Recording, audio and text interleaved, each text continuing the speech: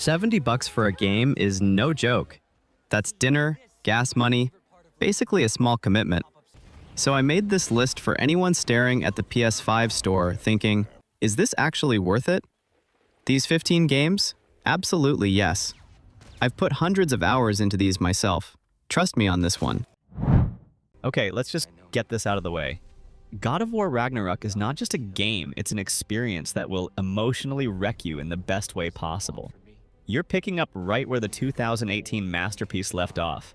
And somehow, Santa Monica Studios said, yeah, we're gonna top that. And they actually did. Kratos and Atreus are back, but this time the stakes are apocalyptic. We're talking Ragnarok, the end of everything. But here's what makes this game so special. It's not really about gods fighting gods. It's about a father and son trying to figure out their relationship while the world literally falls apart around them. The writing is so good that I genuinely forgot I was playing a video game at times. And the combat? Chef's kiss. Every swing of the Leviathan axe feels heavy and satisfying. The Blades of Chaos are back and more brutal than ever. Boss fights are absolutely insane, and I mean insane. You'll fight things that make you question how they even fit that on screen. The game is gorgeous, the voice acting is phenomenal, and that ending? I won't spoil it, but just have tissues ready. If you own a PS5 and haven't played this yet, what are you even doing? This is the reason you bought that console. Alright, hear me out. I know what you're thinking, a cutesy platformer on a list of games worth full price. But trust me on this one, Astro Bot is pure gaming joy in a way that very few games manage to capture anymore. This little robot has been Sony's secret weapon since that free pack-in game on PS5, and now he's got his own full adventure. And it is absolutely packed with creativity.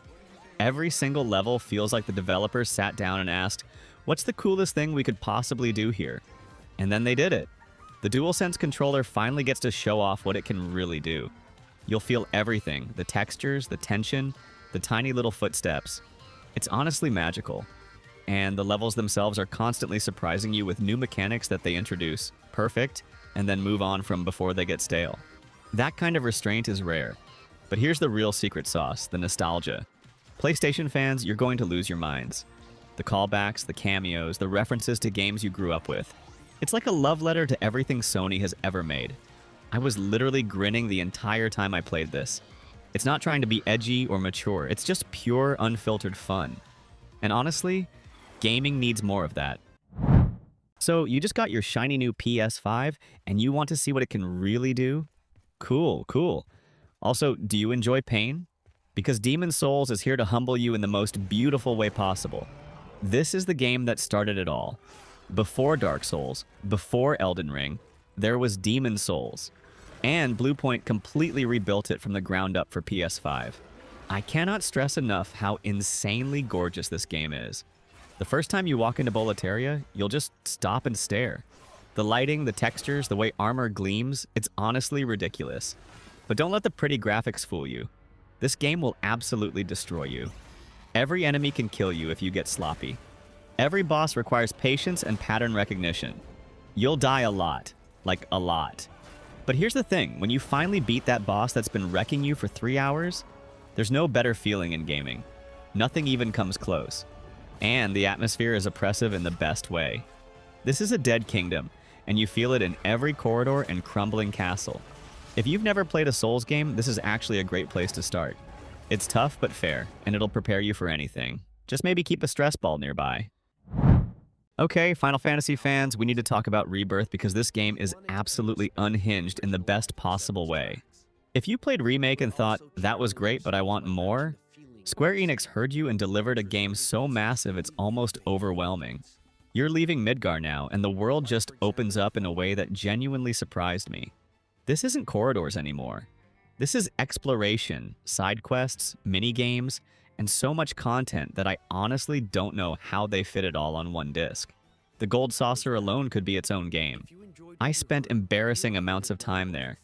The combat system takes everything great about Remake and cranks it up. Synergy abilities between party members are so satisfying to pull off, and switching between characters on the fly keeps battles dynamic and engaging. Every character feels unique and useful. And the story? Look, if you know the original, you think you know what's coming, but this game takes some swings that will have the internet arguing for years. I'm still processing some of those choices. Cloud and the gang have never looked or sounded better, and the emotional moments hit even harder than the original.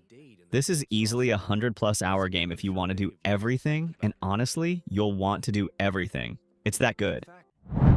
You want to feel like Spider-Man? No, like really feel like Spider-Man?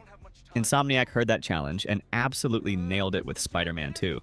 This is everything the first game was, but bigger, faster, and somehow even more fun. First thing you'll notice is the web wings.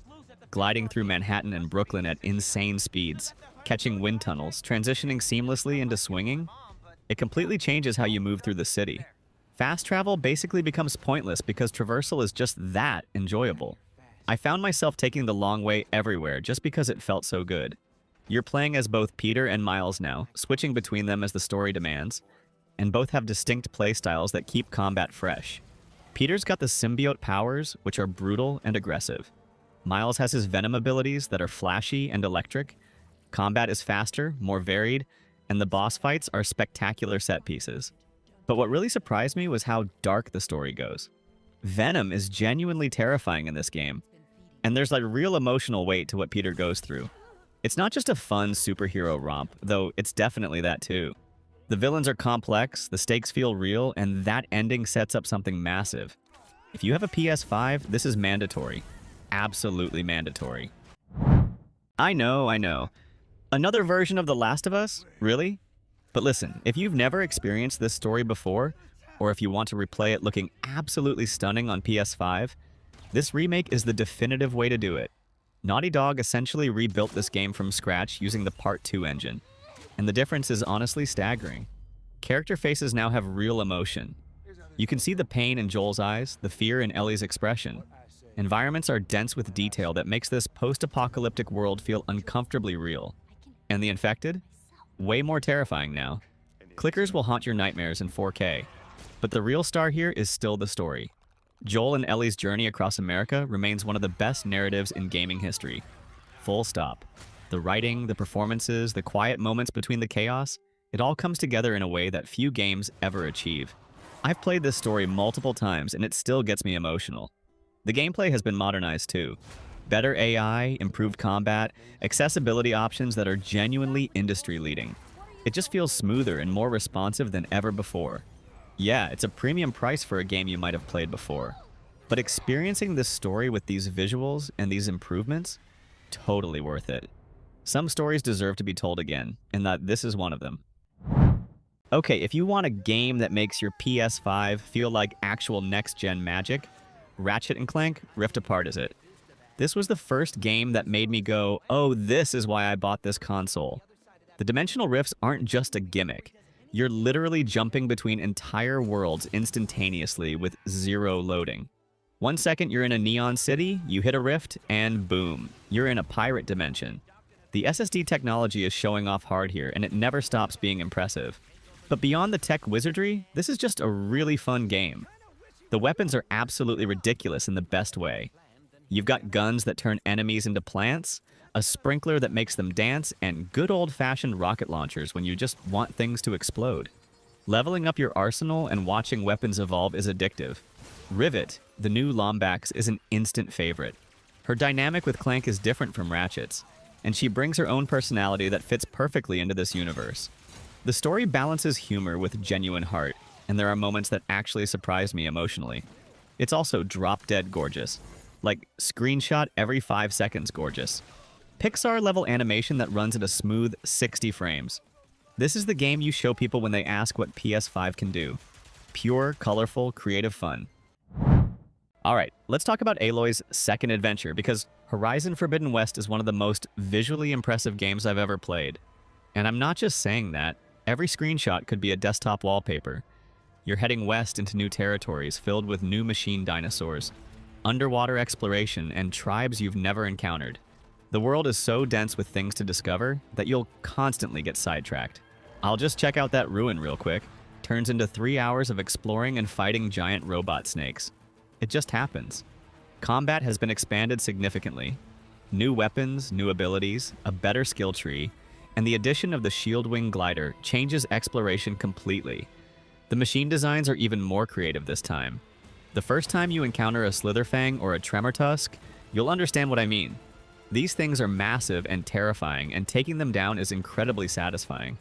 Aloy herself has grown as a character. She's still determined and capable, but the story gives her real relationships and vulnerabilities this time.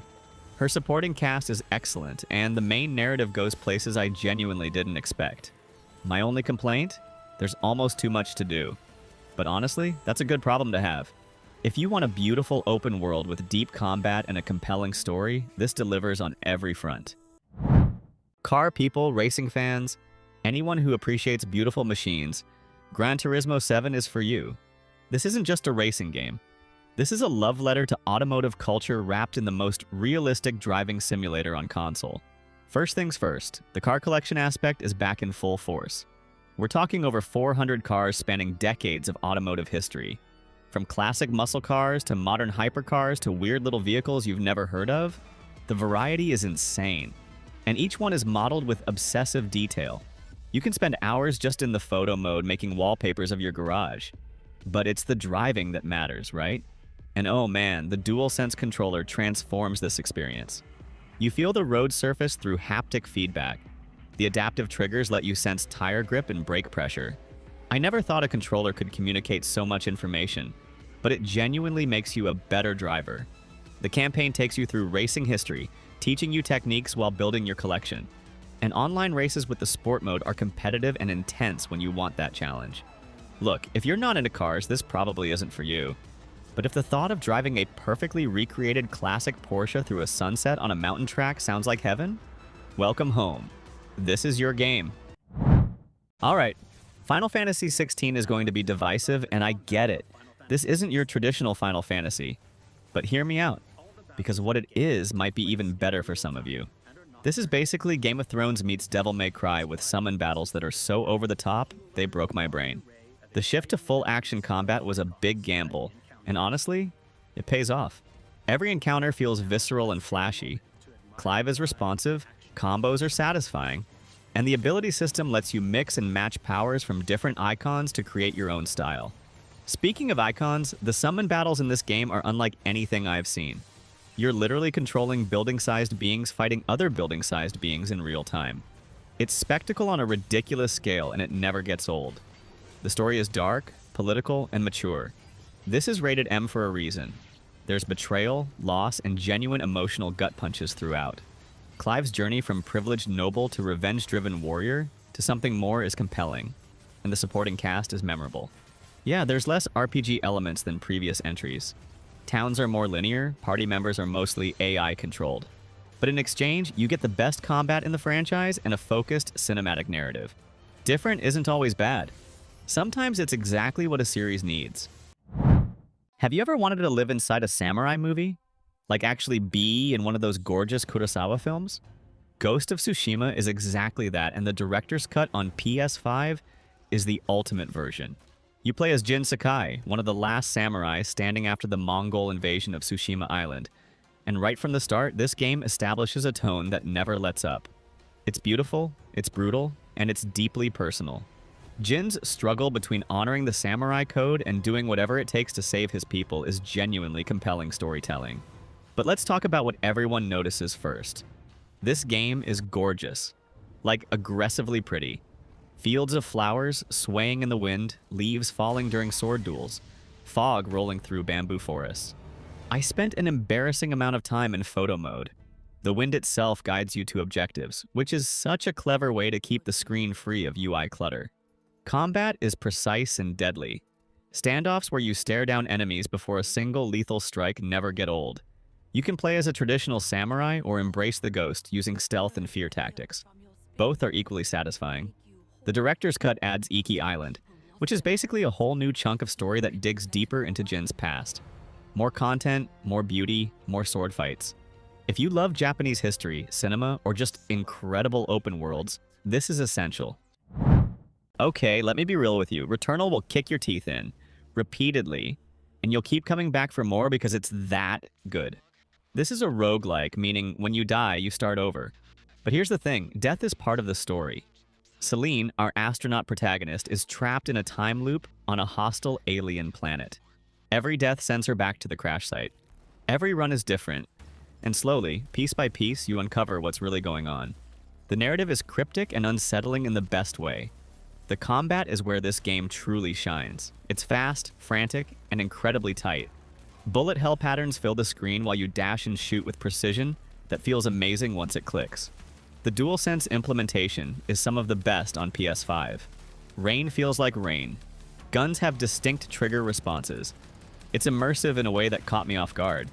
Each biome is distinct and terrifying. The alien designs are creative and genuinely creepy.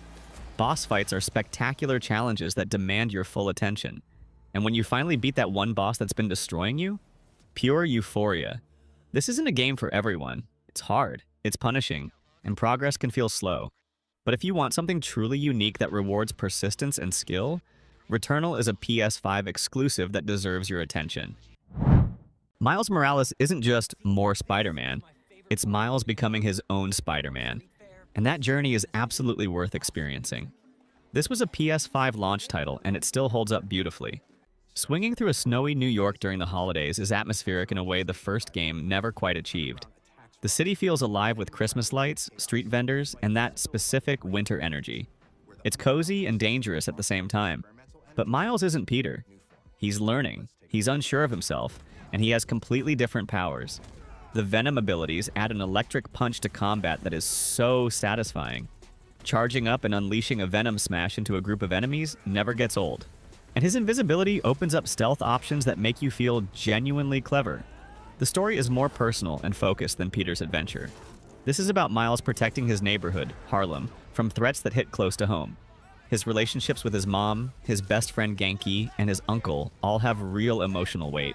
It's a shorter game, maybe 8 to 10 hours, but that focus makes it tighter and more impactful. Some people call this an expansion, but I disagree. It's a complete experience that establishes Miles as a hero who can absolutely carry his own franchise. Play it. Fall in love with this kid. You won't regret it. Alright, let's talk about Stellar Blade because this game came out of nowhere and genuinely surprised me with how good it is. You play as Eve, sent to Earth to reclaim the planet from monsters called Nightibus. The setup is simple, but the execution is anything but. This is a character action game in the vein of Nier Automata, with challenging combat that demands precision, timing, and patience. The combat system is deep. Parries, dodges, combos, special abilities, it all flows together once you learn the rhythm of each enemy. Bosses are brutal and require you to actually learn their patterns. Button mashing will get you killed fast, but nailing a perfect parry and unleashing a punishing counter? Chef's kiss. Incredibly satisfying. Visually, this game is stunning. The post-apocalyptic Earth is hauntingly beautiful, mixing destroyed cities with alien organic structures. Character designs are detailed, environments are varied, and the PS5 makes everything look incredible. The story goes deeper than you'd expect to. What starts as a simple reclamation mission gets weird and philosophical in ways I won't spoil. If you've played Nier games, you know the vibe. Expect twists. This was a new IP from Shift Up and they absolutely delivered. It's challenging, it's gorgeous, and it fills that action game void perfectly. Don't sleep on this one. Okay, ending this list with something pure and wholesome. Sackboy. A big adventure is the kind of game that makes you smile the entire time you're playing it. This is classic 3D platforming at its finest. No complicated mechanics, no open world overwhelm, just tight jumping, creative levels, and an absurd amount of charm. Sackboy controls perfectly, levels are designed with care, and there's a constant stream of new ideas keeping things fresh. But here's where it gets special, the co-op. Playing this with friends or family is an absolute blast. There are levels specifically designed for multiple players that require actual teamwork. You'll laugh, you'll accidentally throw each other off cliffs, you'll have a genuinely great time. It's one of the best couch co-op experiences on PS5. The music levels deserve special mention. Stages synced to licensed songs where everything moves to the beat? Incredible. There's a level set to Uptown Funk that had me grinning like an idiot. The creativity on display is wonderful. Yeah, it's not going to challenge you like Dark Souls. It's not a cinematic epic with plot twists, but not every game needs to be that. Sometimes you just want pure, joyful platforming with incredible production values. Sackboy delivers exactly that, and it deserves way more attention than it gets. Alright, that's my list. 15 PS5 games that are genuinely worth your hard-earned cash. Now, I already know some of you are typing, "Where's this game?" or "You forgot that one." Drop it in the comments. I want to hear your picks. Maybe I missed a banger. If this helped you decide what to grab next, hit that subscribe button. I'll catch you in the next one.